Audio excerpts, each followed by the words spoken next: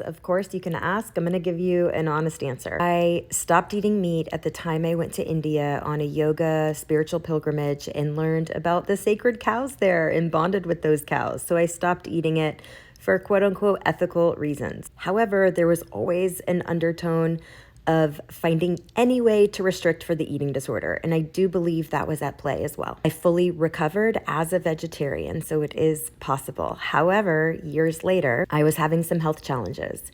And the functional docs and regular docs I was working with said, due to my labs, I would most benefit from eating meat. So I started eating meat, and it was not easy to do, but I'm really glad I did it because my health overall really improved. Kiddos are still vegetarian, and I am slowly starting to introduce meat to them as well.